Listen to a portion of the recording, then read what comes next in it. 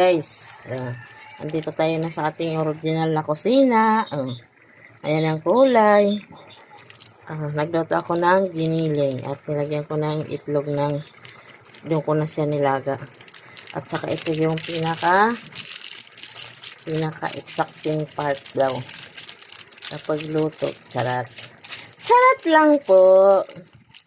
Daming utos nito eh. Sana ibigay mo na yung sahod ko, please. Pang-tuition ng anak ko.